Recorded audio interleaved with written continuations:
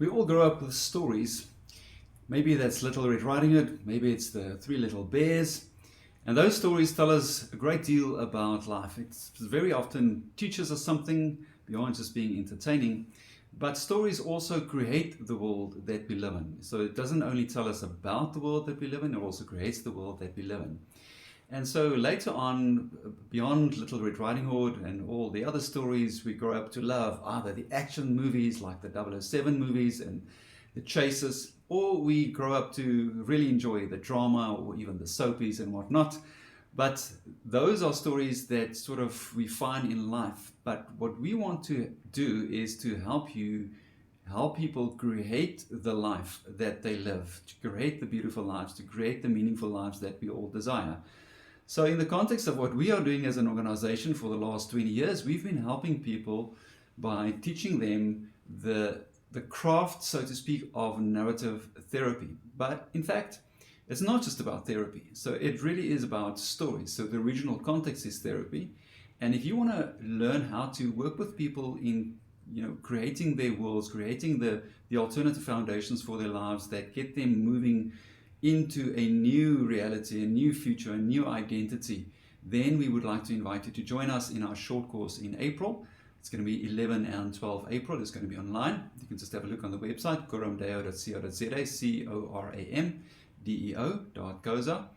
And during that short course, we're going to take you through a number of the key ideas in narrative therapy. Remember now that you can apply really anywhere. But why? Because we find stories about leadership, we find stories about couples, we find stories about organizations, about churches, about discipleship, about mentorship.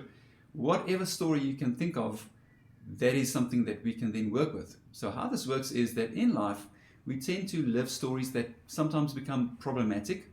Let's say it's for families. And those come from the dominant stories about our lives. The things people say about how families should behave, what a husband should do, what a wife should do, or what a leader should do.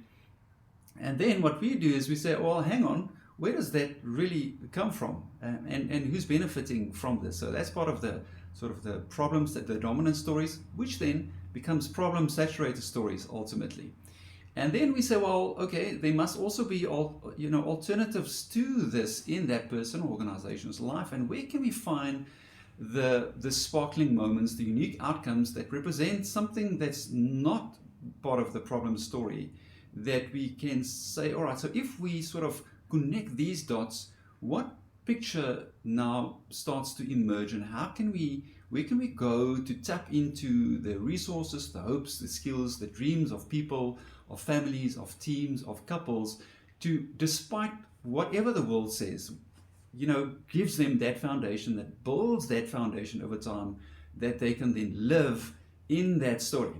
So this is the invitation, April, 11 and 12 April. Do join us, it's going to be lovely. So for us internally, it's also sort of a celebration of our community, of what we've been doing for 20 years, the narrative and the pastoral narrative work. And for our first years, we started the longer program in the beginning of the year. For them, it's going to be a recap.